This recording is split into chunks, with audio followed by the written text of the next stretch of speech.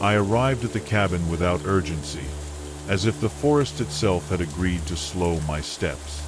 Rain had been falling for some time, long enough that the ground no longer reacted to it. The earth accepted each drop quietly, and the trees stood in a softened attention, their leaves darkened and reflective, holding the sound like a held breath. The cabin waited where the path ended, not hidden, not announced. It was built of old timber, the kind that has already decided what it will become and no longer resists weather. Water traced familiar routes along the roof and down the corners, finding grooves worn by many seasons of similar evenings. Nothing about the structure suggested arrival or departure. It simply existed, as the stones do, as the rain does. I paused before entering, letting the forest finish whatever thought it was having.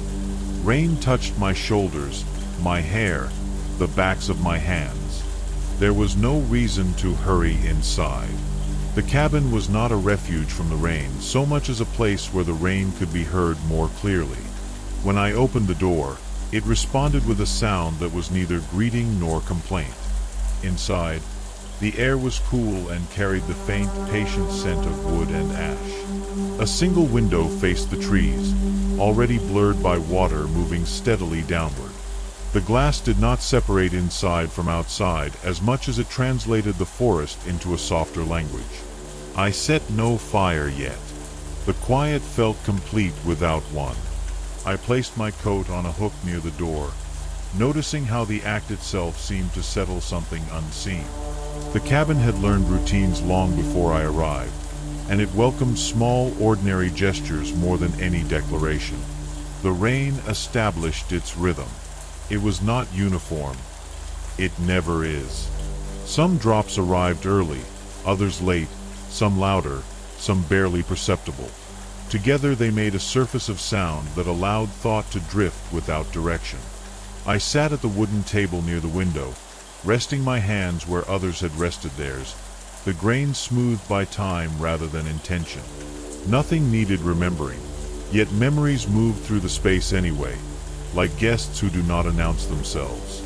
They did not demand attention.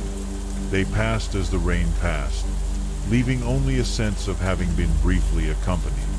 The cabin listened. That was its true craft. It listened to wind moving through branches, to water collecting and releasing, to the subtle shifts of a human presence breathing in a chair. It had listened to many such evenings, and it made no effort to distinguish one from another. As the light outside softened further, the forest edges blurred into a continuous green-gray field. Distance became less meaningful. Near and far folded into the same gentle uncertainty. I found that my own thoughts followed suit, losing their sharp outlines, becoming impressions rather than statements. Time behaved differently here. Not slower, exactly, just less inclined to be counted. Moments expanded slightly, enough to be noticed, enough to rest within. I became aware of the simple fact of being indoors while rain continued its work outdoors, and how neither condition opposed the other. Eventually, I lit the small lamp on the table. Its glow did not push back the dimness but settled into it, as though it, too, preferred not to dominate the space. Shadows gathered in corners, untroubled. The window reflected the room faintly now, overlaying the forest with a suggestion of a table, a chair, a solitary figure sitting without purpose. The rain showed no sign of stopping. It did not need to. The cabin did not need it to. And I, passing through this quiet agreement between wood and water, felt no need to move the evening forward. So I remained there, listening with the cabin, letting the sound of rain become less something I heard and more something I was inside of. An atmosphere rather than an event, until the distinction between waiting and simply being present grew thin enough to disappear. The rain continued as though it had settled into a long thought, one that did not require an answer. From time to time, a heavier drop fell from the eaves with a distinct sound, marking nothing in particular. I noticed how easily the mind tries to make such sounds into signals, and how gently the cabin declined that invitation. I stood and moved toward the small shelf near the wall. A few objects rested there without display. A tin cup, a folded cloth, a book whose pages had softened at the edges. I did not open it. The presence of the book was enough. Some things do their work simply by being near, by suggesting that thought can exist without being exercised. When I returned to the table, I carried the cup and filled it with water warmed on the small stove. Steam rose briefly, then disappeared, as all such things do. The act felt less like preparation and more like participation in a pattern already underway. The cabin seemed to approve, not with warmth or judgment, but with a steady neutrality that made room for ease. Outside, the rain shifted again. Wind moved through the trees in a low, passing gesture, and the branches responded without discussion. Leaves touched one another and separated. Somewhere farther in the forest, water found a shallow channel and began to follow it. None of this felt distant. The window gathered it all and held it in a single frame. I drank slowly, noticing how warmth travels when it is given time. There was no need to hurry the sensation. The body understands such things better when not instructed. The cabin, too, seemed built for this pace. Beams aligned without strain, floorboards that accepted weight with a muted sound, walls that kept the world close without letting it intrude. As the evening deepened, the light outside lost its remaining distinctions. Tree trunks dissolved into vertical suggestions. The forest became an idea more than a place, while the interior of the cabin grew clearer by contrast. The lamp revealed details that daylight had overlooked. A knot in the wood shaped like a small spiral, the faint mark of a tool once lifted away, the patient straightness of the table's edge. I realized then that the cabin was not empty. It was full of past evenings, layered lightly, like traces of breath on cold air. They did not crowd the present moment. They rested within it, contributing a quiet density that made solitude feel less like absence and more like continuity. Thoughts arrived and left without forming lines. There was no argument to follow, no memory that insisted on completion. Instead, awareness drifted among small perceptions. The way rain altered the sound of distance, the way lamplight softened the corners of the room, the way stillness can feel active when given attention. At some point, I lay back on the narrow bench near the wall, resting without sleeping.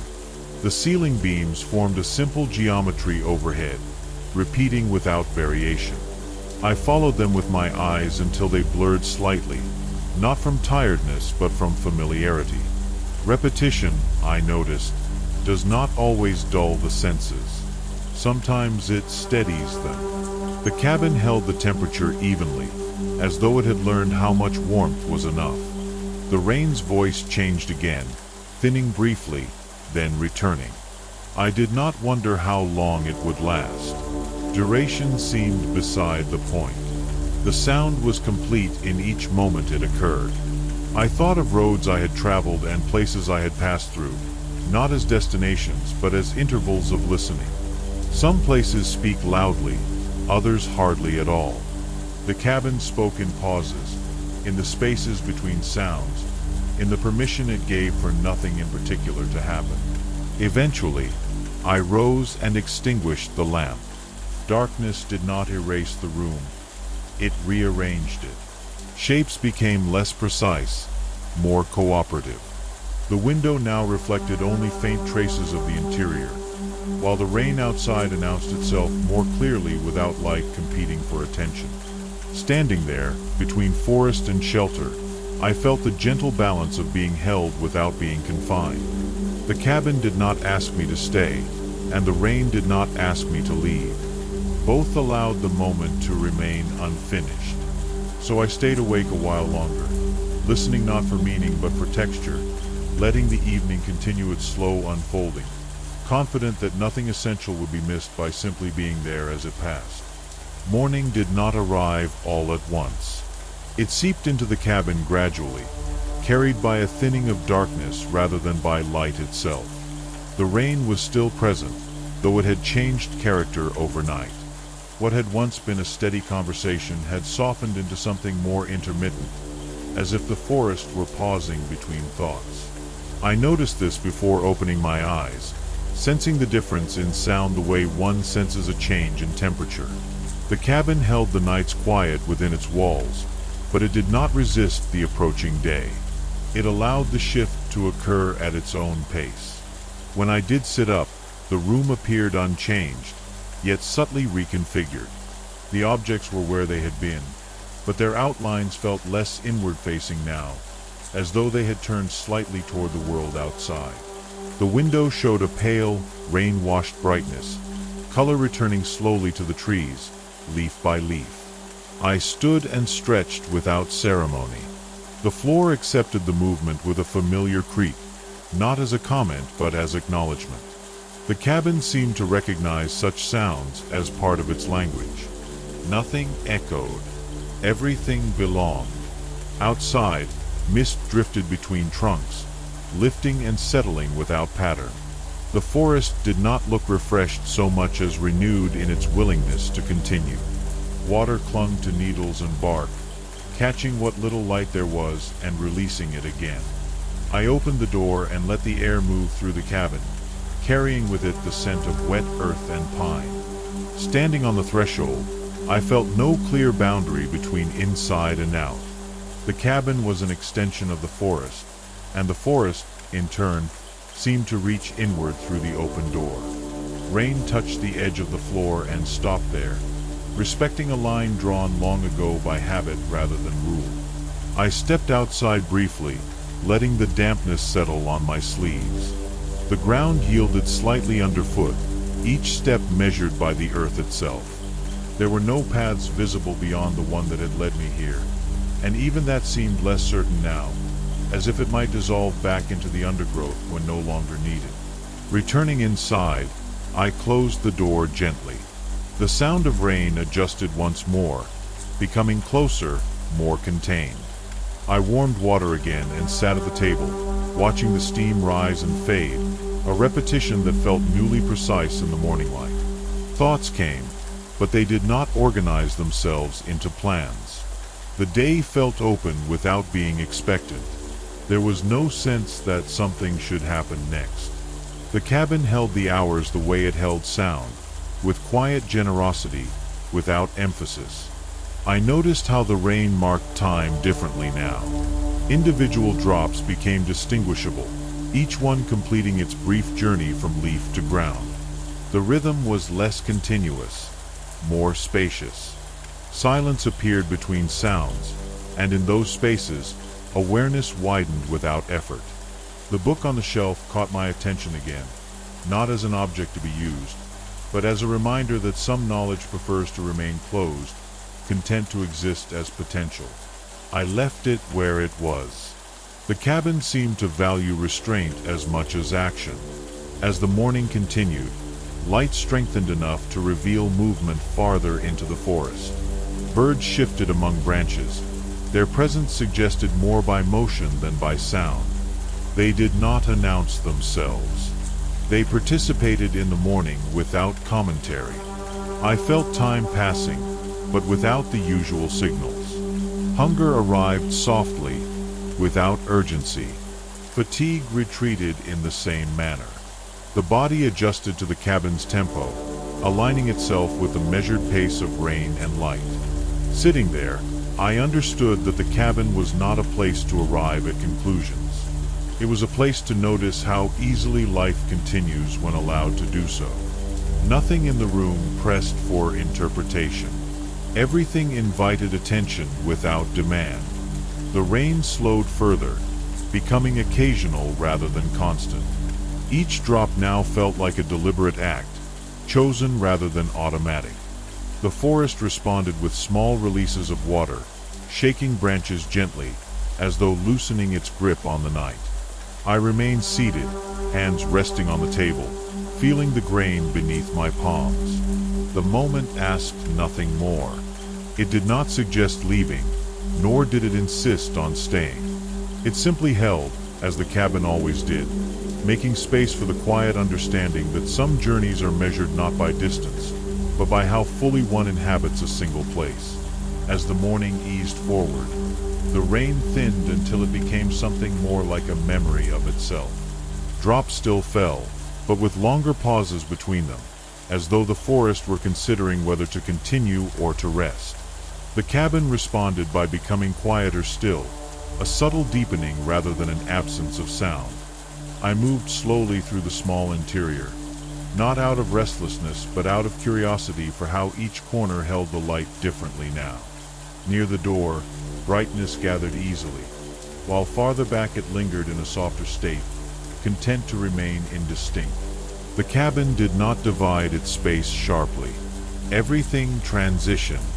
I swept the floor with a simple broom leaning against the wall, noticing how the act required neither effort nor thought. Dust lifted briefly, then settled elsewhere, redistributed rather than removed. The motion felt less like cleaning and more like acknowledgement, a way of tracing the room with attention. Outside, a bird landed on the edge of the roof. I heard its weight before I saw it, a light, deliberate touch. It stayed only a moment, then lifted again, leaving behind nothing but the brief impression of presence. The cabin accepted this without comment. I returned to the table and sat, hands folded loosely. The surface bore faint marks, small scratches, shallow dents, that suggested past uses without telling their stories. I did not try to imagine them.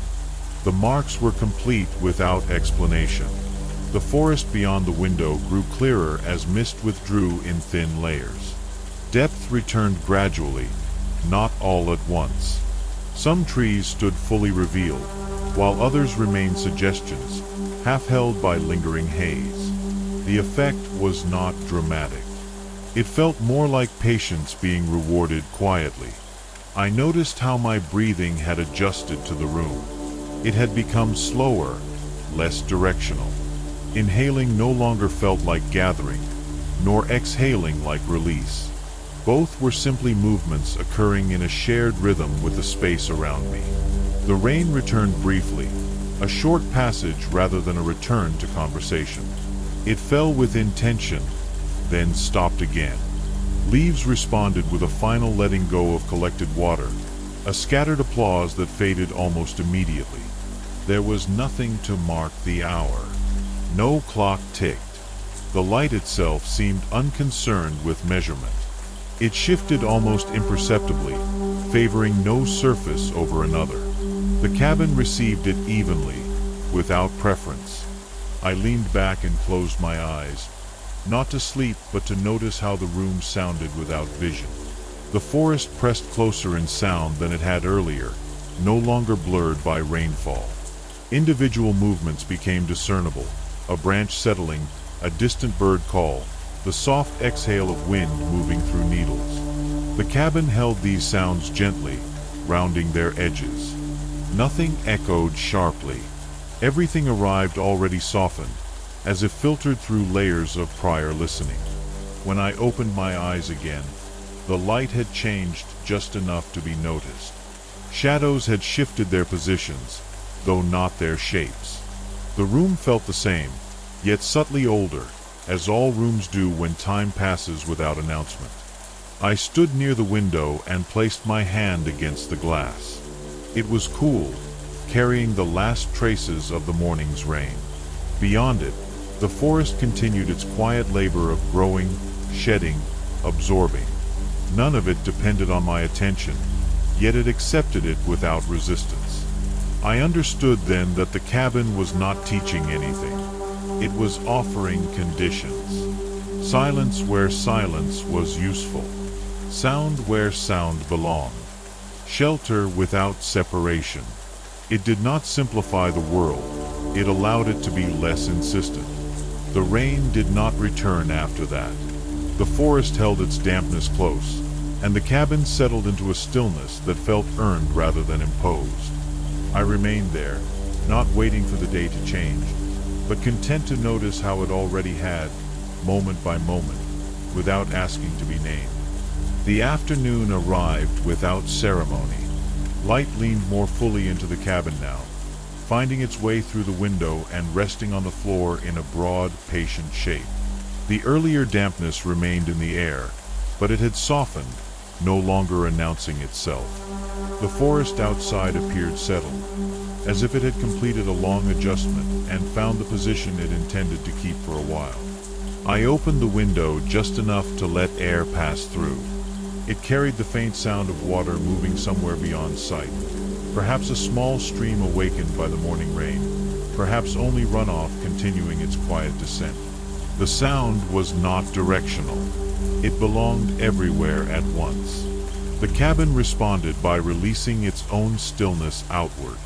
Inside and outside met in the space near the window, overlapping briefly before losing distinction. I noticed how easily the mind follows such blending when given permission. I prepared a simple meal without thinking of it as such. The actions unfolded in their usual order: lifting, placing, waiting. There was no sense of productivity attached to them. They were gestures of alignment rather than completion. The cabin seemed to recognize this kind of movement, accommodating it without emphasis. As I ate, I watched the forest with an attention that was neither focused nor distracted. Leaves stirred occasionally, responding to currents too subtle to feel from where I sat. Light shifted again, touching the trunks at a slightly lower angle, revealing textures that had been hidden earlier. I became aware of how the cabin held warmth differently as the day progressed. It did not trap heat, it shared it evenly. The walls felt neither cool nor warm to the touch, existing in a middle state that required no adjustment. Comfort here was not something added. It emerged naturally from balance. Afterward, I rested in the chair near the window, letting my gaze settle wherever it wished. Sometimes it rested on the trees, sometimes on the reflection of the room in the glass. At moments, the two overlapped, and the boundary dissolved entirely. A table leg aligning with a tree trunk, lamplight hovering briefly among leaves.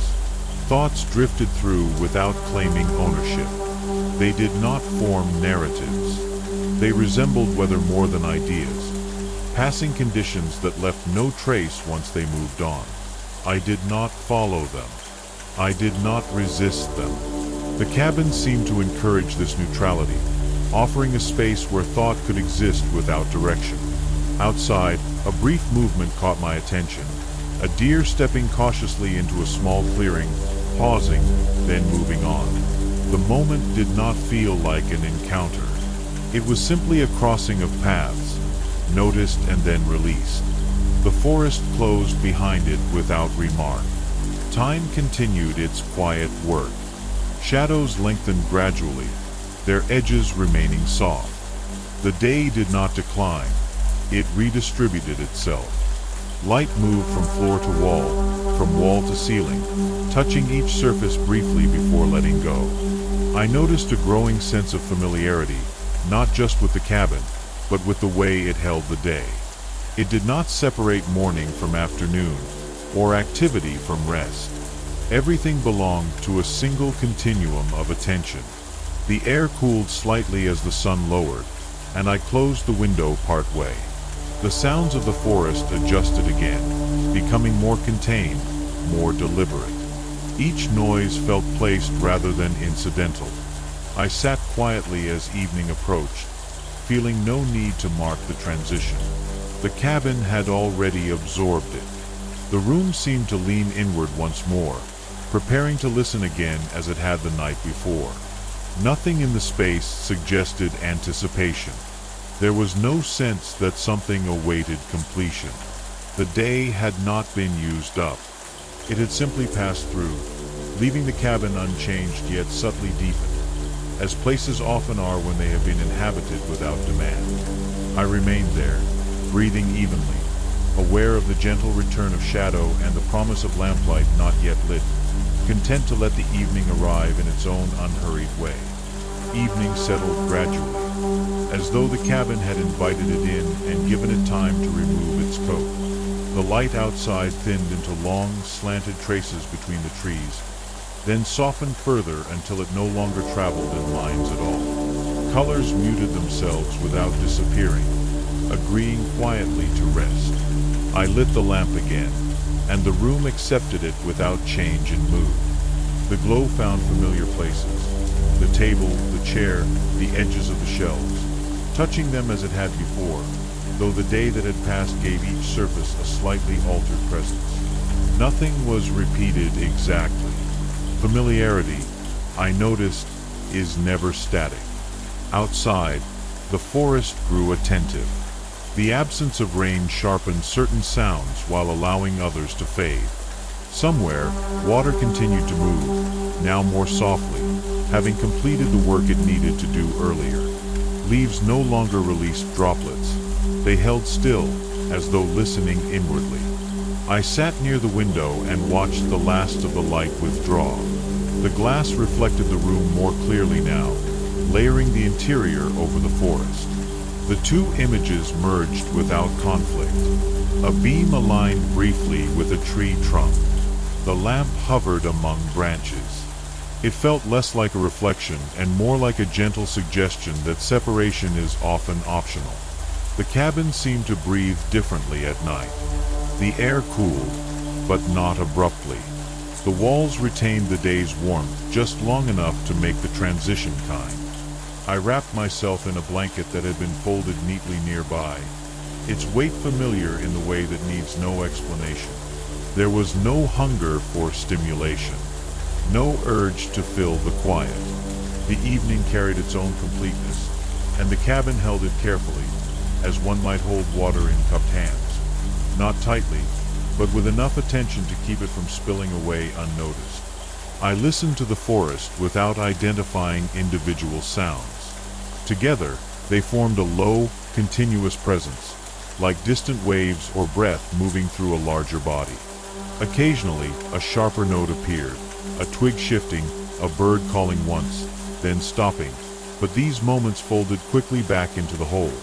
Thought slowed further, not by effort, but by lack of necessity.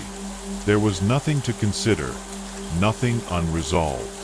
The mind, freed from its usual assignments, drifted toward a quieter mode of being, one that observes without sorting, notices without naming.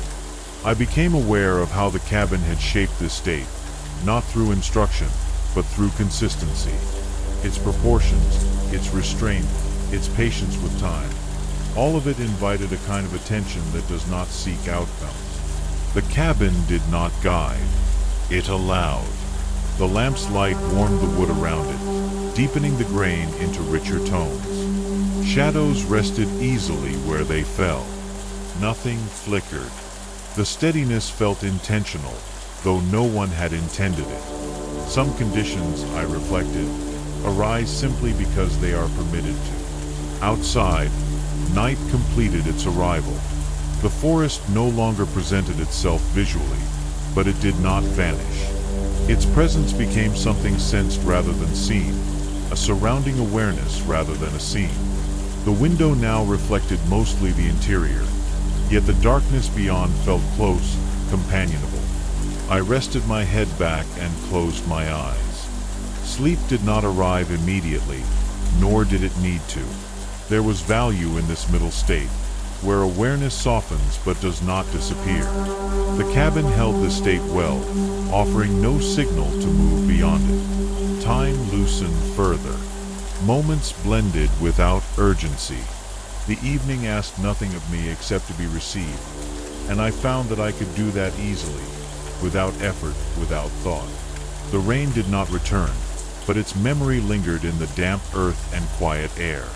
The cabin, having listened to it for so long, seemed content now to listen to the absence it left behind. And so the night deepened, gently and without insistence, carrying the cabin, the forest, and my quiet attention together into a shared stillness that felt neither temporary nor permanent, only complete in itself. Night moved through the cabin in slow, careful increments. I could sense it not by darkness alone, but by the way sounds arranged themselves more sparsely, leaving wider spaces between them. The forest did not sleep. It shifted into a quieter register, one that carried farther because there was less competing for attention. I remained where I was, wrapped in the blanket, eyes half closed. The lamp stayed lit, not because it was needed, but because it seemed content to remain. Its light had softened, as though it too were easing toward rest, casting fewer distinctions, allowing edges to blur. At some point, I noticed the subtle ticking of cooling wood.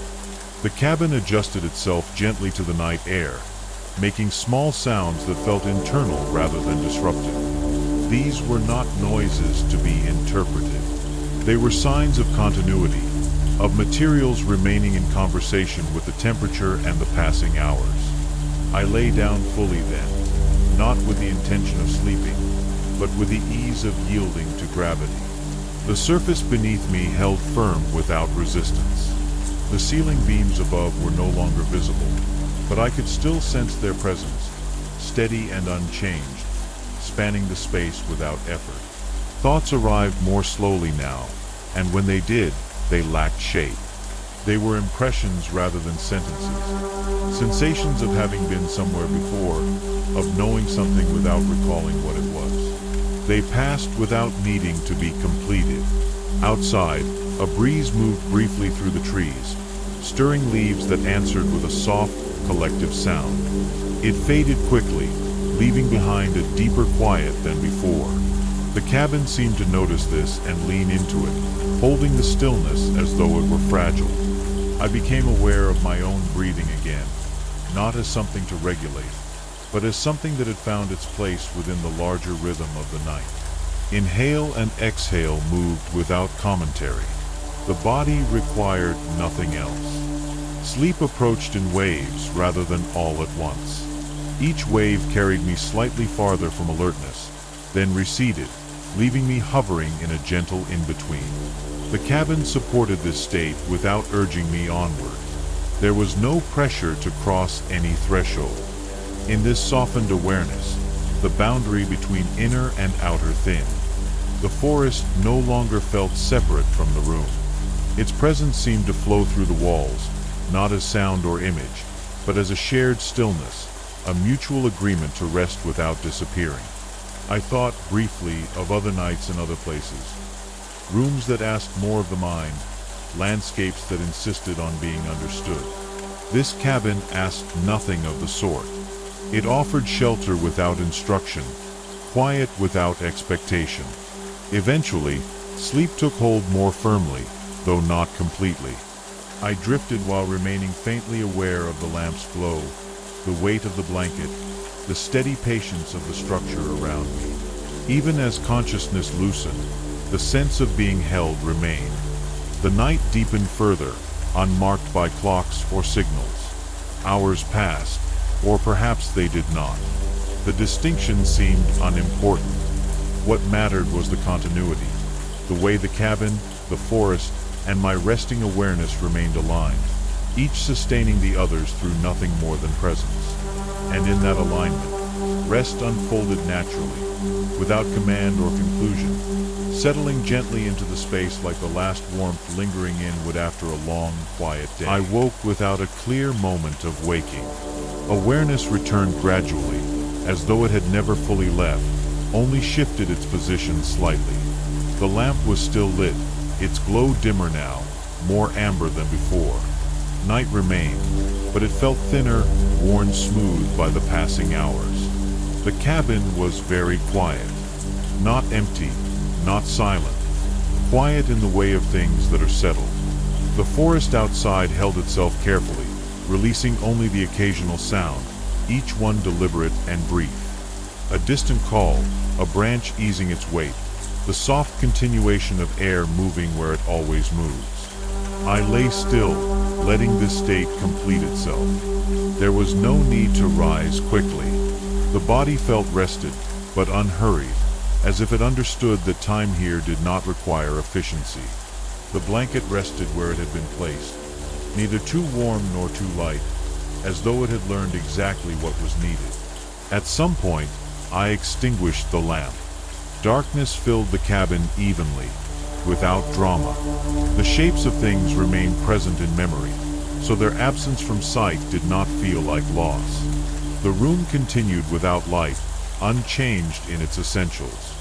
I drifted again, not into full sleep, but into a softer form of attention. Thoughts no longer appeared at all. There was only sensation. The steady contact of the floor beneath me, the calm pressure of air, the faint awareness of the forest holding the cabin within it. When morning finally began to suggest itself, it did so indirectly. The darkness shifted from complete to nuanced. The window lightened almost imperceptibly, not yet bright enough to show the forest, but enough to suggest that night was loosening its hold. Birdsong did not arrive all at once. A single note appeared, then another, separated by long pauses. The sounds felt tentative, exploratory, as though the day were checking whether it was welcome. The cabin received them without response, as it received everything else. I sat up slowly. The movement felt large in the quiet, but it did not disturb it. The floor acknowledged my weight again, the same sound as before, unchanged by the passing night. Some things, I noticed, remained remarkably consistent. Light increased gradually, filling the window with a pale gray that soon resolved into the softened shapes of trees. Moisture still clung to leaves and bark, catching the first hints of brightness. The rain had not returned, but its influence remained, lending the morning a gentle clarity. I stood and stretched, feeling the ease that comes from rest taken without obligation. There was no sense of having slept through anything important. The night had not concealed events. It had simply existed, complete in itself. Opening the door, I let the cool morning air move through the cabin. It carried the scent of damp wood and earth, familiar now, as though it had always belonged to this place and to me together.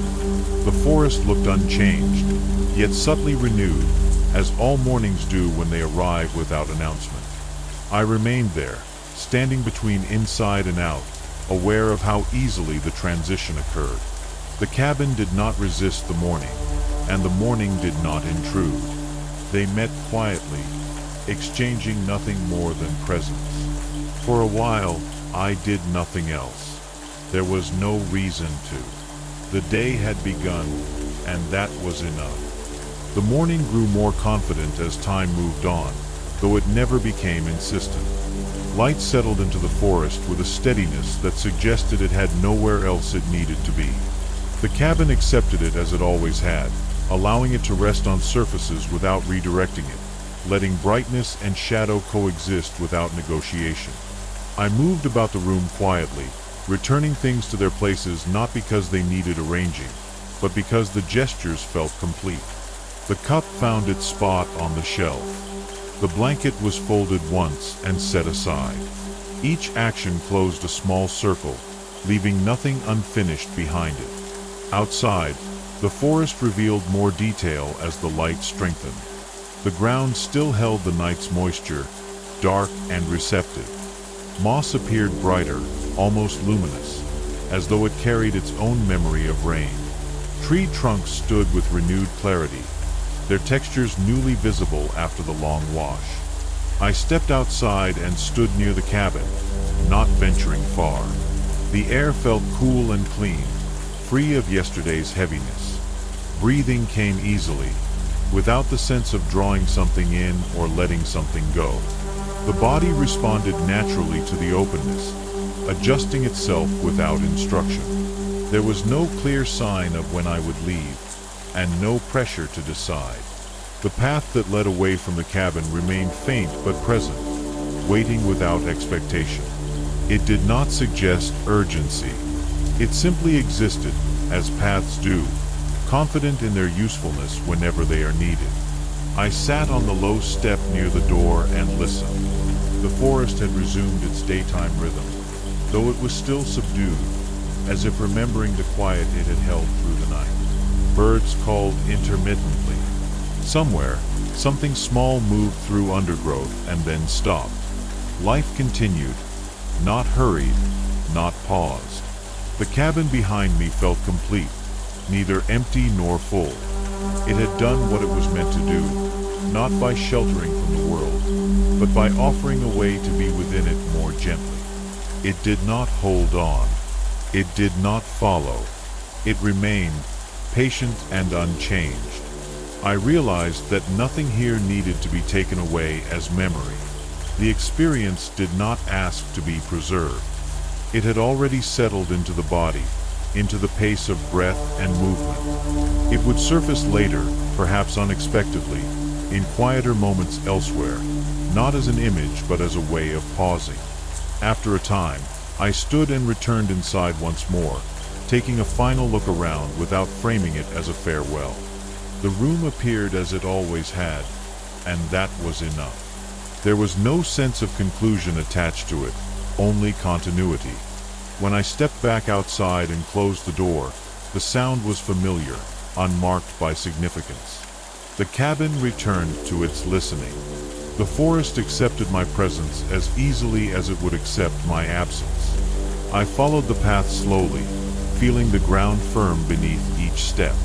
The trees opened and closed around me, their arrangement shifting without pattern.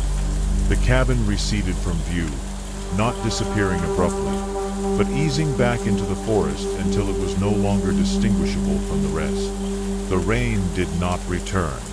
The forest held its calm, and as I moved on, I carried with me not the image of the cabin, but the quiet agreement it had offered, that nothing needs to be forced forward, that stillness is not the absence of movement, but one of its most faithful forms. The forest gradually widened as I walked, not by design, but by gentle rearrangement. Trees shifted their spacing, light found new angles, and the path adjusted beneath my feet as though it were listening as well. Nothing marked the moment when the cabin was fully behind me. Its absence did not announce itself. It simply became unnecessary to look back. The air carried the lingering clarity left by rain, a cleanliness that did not feel fresh so much as settled. Each breath felt complete on its own, without needing the next to confirm it. The rhythm of walking found its place naturally, steps neither measured nor careless. I noticed how the quiet I carried moved with me. It did not remain fixed to the place I had left. It traveled lightly, reshaping itself to fit the openness of the woods, the gradual widening of space, the subtle return of distance. Stillness, I realized, is not bound to walls. The forest did not change its behavior because I was passing through. Birds continued their conversations. Leaves responded to currents too small to name. Somewhere, water still moved over stone, finishing what the rain had begun. The world did not pause to acknowledge my attention, yet it accepted it fully. As the ground rose slightly, the trees thinned. Light grew more direct, though it remained gentle, filtered by high branches. The memory of the cabin surfaced briefly, not as an image, but as a sensation of having been allowed to be unoccupied. The feeling required no context to remain intact. I paused once, not from fatigue, but from completeness. There was nothing more to add to the moment. Standing there, I felt how easily the body knows when to stop without being told. After a while, movement resumed on its own. The path curved away from the deeper woods and toward a broader openness. The forest loosened its hold gradually, the way it had tightened it before. Transition happened without emphasis, just as arrival had. By the time the trees thinned enough to let the sky appear more fully, the cabin existed only as a quiet influence, no longer tied to location. It had done what it needed to do. It had listened, and in doing so, it had shown how listening continues beyond any single place. I walked on without marking an ending. There was none to mark. The journey had not closed. It had simply widened, carrying its calm forward into whatever landscapes might come next. And in that widening, the rain, the cabin, the forest, and the slow attention they had shared remained present, not as memory, but as a way of moving gently through the world, wherever the path might lead.